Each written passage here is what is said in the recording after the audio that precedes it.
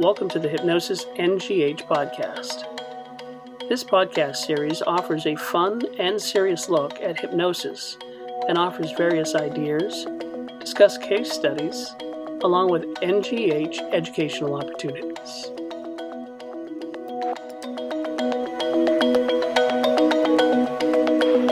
Hello, everybody. This is Debi Boushey, and I am broadcasting our NGH podcast for you all to listen to. And I'm broadcasting from the summer conference with the National Guild of Hypnotists. And I have with me today a woman that I will talk about. I'm going to introduce her. Her name is Gabriella Foster. And before I say hello officially, I want to read a little bit about Gabriella. She is a board-certified hypnotherapist, a certified hypnosis instructor, CEO of Behavioral Health Residential Facilities, and psychotherapist possessing a master's degree in counseling while completing her PhD. I think I read that all wrong, but you're doing a lot of stuff. Yeah. And that you're concluding what a valuable treatment tool hypnosis would afford in the care of her clients. You're sort of combining all that. I really apologize for kind of messing up your bio, but hello, Gabriella. Hi, Debbie. Welcome. And why don't you just say a little bit better what I didn't say very well about who you are and all that before we jump in with questions. No worries. I think you did an excellent job, I must say. But my name is Gabriella Foster. Most of that is very true. I am, I'm a hypnotherapist. I started using hypnosis as an adjunct modality. So I also have my master's in counseling. I'm currently pursuing my PhD in psychology, which I'll be concluding in December of this year. Very interesting. And I am a certified instructor, as well as I'm board certified with NGH. Excellent. And where do you live? Where do you do all your work at? I am a new Floridian. Ooh. I relocated from Arizona to Florida about 3 months ago. How do you like it? Beautiful. We're in a little tiny town called Vero Beach, and it's just gorgeous. Nice area. Yeah, it Excellent. is. It really is. So you started off first in the behavioral side of work, like the healthcare. Yeah, I was a mental health professional working as a psychotherapist, and I got kind of fascinated because one of my first positions after completing grad school was working with a neuropsychology department. And there we treated a lot of traumatic brain injury patients and stroke patients. Those patients don't really have the cognition to push like a cognitive behavior therapy program to them. So you have to find something that can reach them because of their reset is very low, their memory reset. It can be anywhere from 5 seconds to 15 minutes. So therefore, they can't really hold on to a real plan. But the interesting thing was I found that a lot of art therapy work, whether it's music or art itself, some form of drawing or painting, and then also what we call like a reintroduction letter to themselves, you know? So all of those things were great modalities to treat them. And I found by accident that also the VA was using hypnotherapy as another form of treatment for anxiety and PTSD. So Very cool. I got fascinated, looked into it, got certified as a hypnotherapist, and then got fascinated with NGH, came to the conventions, just loved everything about the organization, and ended up getting certified to teach it as well as to become board certified, just so that everyone knows that I do understand what's going on. Wow. You have a lot of superpowers in there. Seriously. So with your background, well, number one, because you do have a background in the healthcare and all, and you have a degree and you're licensed, you can say and do a lot more as a hypnotist because of your background. People like myself who are just hypnotists, and I'm not licensed as a therapist or a counselor. You know, I don't treat, diagnose, cure, prescribe, or anything. So you kind of have a bigger arena starting off. So with the clients, the patients that you see, how has hypnosis been a really powerful bridge for you? And still doing what you're doing, helping people, but now including hypnosis into what you do? Well, that's pretty interesting that you say that because I'm speaking this year at the convention, and my topic is going to be using hypnosis for the treatment of substance addiction. Because being an owner of a behavioral health residential facility, we have a lot of patients that are either mental health diagnosis or they have substance abuse diagnosis, and some of a co-occurring, meaning that they have dual diagnosis. So with that said, we actually found a man-made, hand-picked population of test subjects, which was our patients. So I started using this to treat them in addition or as an adjunct modality of therapy to what they were already receiving. And we found it was profound. Yeah. One of our patients, he had been sober for 3 months and he had been in addiction for 10 years. And this is the longest he had sobriety was 3 months. And in conclusion, after adding on the hypnosis, meditation as well, we started to see that change where he really understood, because we can take them to the point of understanding the disease, understanding the mental illness, understanding the triggers and the coping skills, developing new coping skills. But if we can use hypnosis to actually take them to the onset of their first trigger, to even find out, get that visual of what was really going on. Yeah. Now we can take them a little closer to understanding personally how they can change and what brings on those triggers. That's exciting. I was a hypnotist for 10 years at Options Recovery Services, which is a drug alcohol treatment program in Berkeley, California. Wow. And I was volunteering as a hypnotist, and I chaired their board for a while. And as a hypnotist in California, I don't treat, diagnose, or cure, and I can't help you if you have addictions, but if you have a really, really, really strong habit, I can help you. But at Options, they gave me free rein to work with their clients. And it's a 12-month program. And I would work with them, keeping them really motivated on each step of their journey with their counselors. And it's fascinating. So I love what you're doing, like how to use hypnosis to help with addictions, because it's so powerful. And they experience such an immediate shift when they do experience that. So you're doing really valuable work with people, because, there's a lot of people that deal with addiction. Oh, yeah, absolutely. And you use existential behavior modifications, kind of helping them find out what's going on within and how they can change it. But when you add hypnosis to it, it's just a mind-blowing open space. Like, wow, now I really understand the purpose and the behaviors that I've been displaying. Yep. So that's what immediately, you didn't have to tell me twice. And I knew that was going to be a perfect adjunct therapy. And you said a word, duo-diagnosed, where as a hypnotist, I would go work with a group of people, but some of them were duo-diagnosed, and it wasn't safe for the other people for me to offer the hypnosis. So again, with your background and all that, it's just the power that you can bring into these people's lives and helping them get unhooked from their addiction is just phenomenal. So absolutely. And we find that many people who suffer from substance addiction, that wasn't their first diagnosis. It was mental health. And they, didn't understand how to heal themselves, maybe had tried psychotropics or prescription medications, and the side effects were too much. Yeah. So they started to self-medicate with drugs. And this is where the substance addiction lays on top of that. So then you have the co-occurrent situation. And if we can just kind of remove those layers and get to the beginning, what was going on at the beginning, that's when real healing and education comes. And we know with hypnosis, that's what we help clients do, is go back to the cause, regress to cause, or just go back to when did this first start? Just take away the terminology, just talk about, when did this first start for you? Exactly. Go into your subconscious mind and it will show you.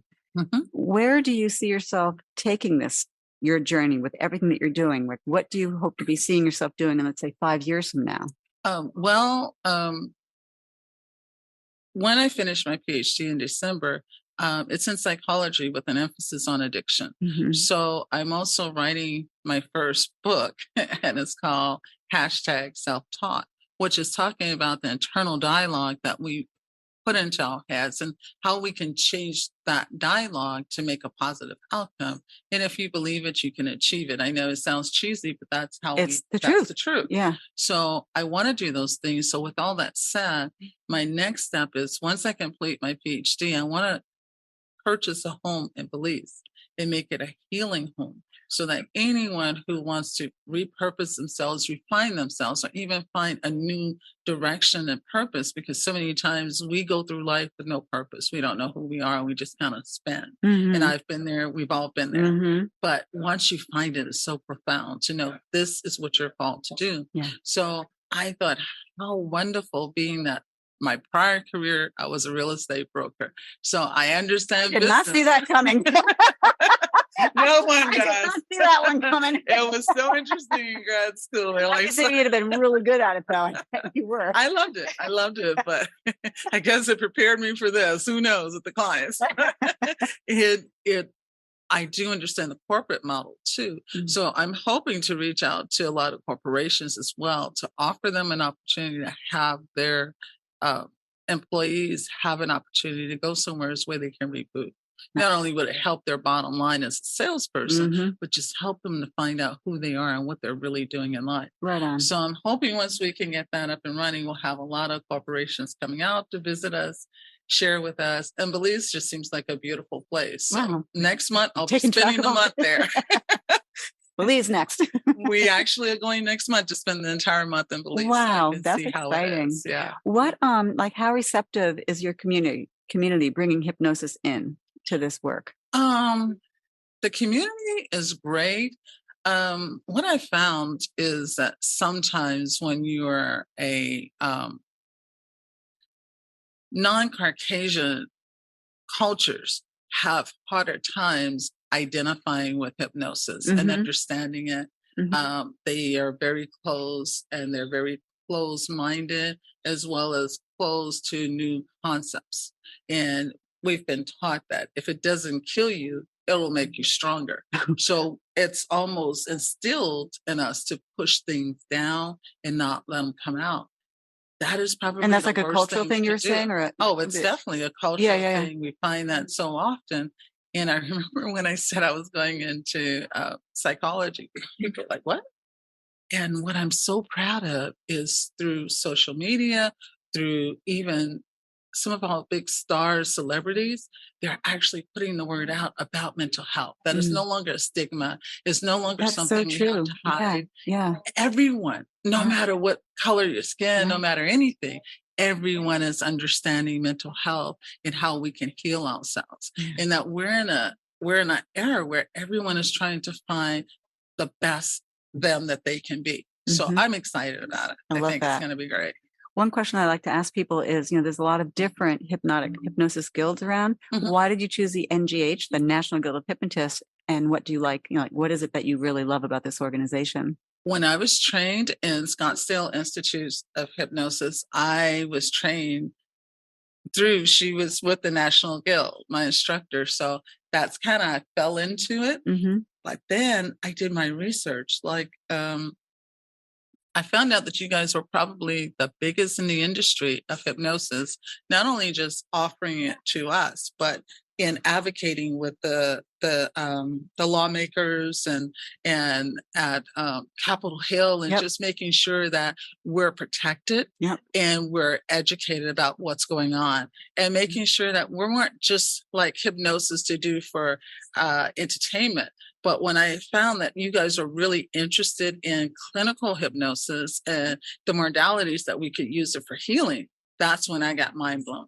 I love that. Yeah. And what is your favorite aspect of hypnosis? Like, do you have like a superpower or a specialty in hypnosis? It's very interesting because I kind of feel like we all have our calling. And even when I was in sales, people used to tell me I had a very soothing voice. So when I Buy this house. Buy this house. You love it. You will love it. So when I did my inductions to my practicing, when I was getting certified as a hypnotist, everyone that I did said the same thing. So I thought, well, that's probably the beginning of my superpower. And then the fact that I love to do discovery and research and understand what that person needed. I don't ever start induction with anyone unless I sit down, do a discovery, and find out what's important to them, because that may not be what I see. Yeah, exactly. So- Client-oriented therapy. Absolutely. What's best for our clients. Mhm. Absolutely. You've been teaching at the conference before. Yes, this is not your first year teaching. This is my first Oh, time hush me, I'm teaching sorry. at the First time conference. presenter at the conference, but you've been to the Yes. conferences before. Yeah, I've been here before. So what I is that love you it. like about the conference here? I love the camaraderie. I love that everyone is here to support each other. There's no, this person is, oh my God, everyone has the same opportunities. Everyone gets to share in the same information. And just to know you have a like-minded person that you're going to see, and so many of them, we all are excited about healing and helping, and we are providers, and we want to see others do better. It's not a me picture, it's a us picture. I love that. And don't you think one of the things that I love about hypnosis is that everybody is, taught, certified with so I'll have a language. We're given a skeleton. And then with our own special gifts and talents, we add on our own specialties into the profession. So it's never the same with any two people. And so that's why I believe everybody goes to who they're drawn to, because the universe provides. I'm going to sound a little woo now, but we all attract the people that we need to work with, which is why I don't think there needs to be any competition amongst hypnotists, because we all have our gifts, we all have our talents, and everybody treats it and expresses it differently. So that's what I think is beautiful too about the Guild, is that you get introduced to so many different people who are doing hypnosis, but in so many different ways.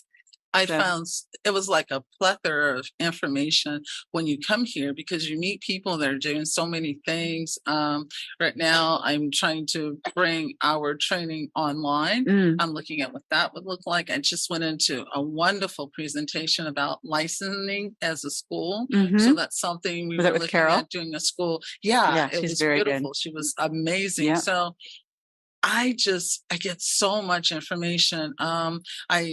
I met Dr. Will, ended up doing his course and got certified in NLP. Yes, I always want to change those. Linguistics. PLN. Right. So I ended up doing that. I found it was so helpful. It's just so much that everyone is so knowledgeable.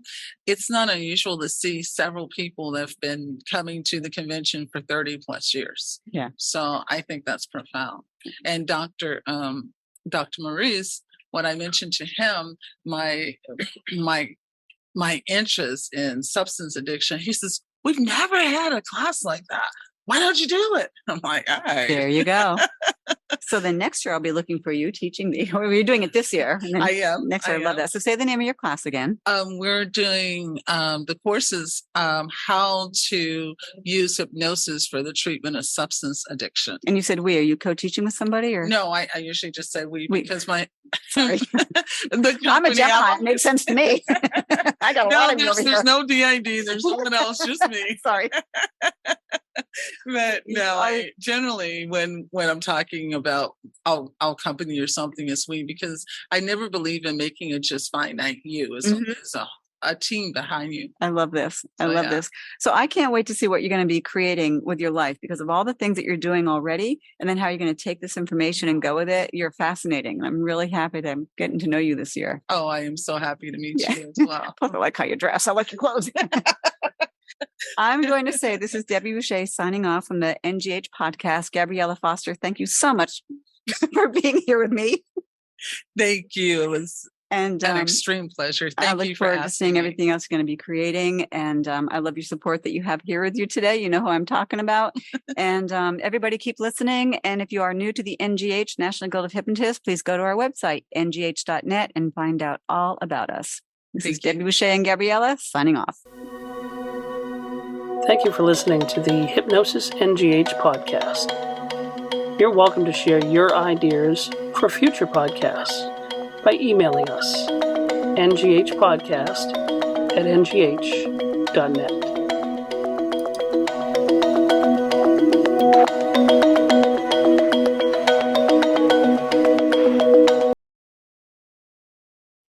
Save the dates. 2024 Solid Gold Weekend. Las Vegas, Nevada. February 24th and the 25th, 2024. Register today.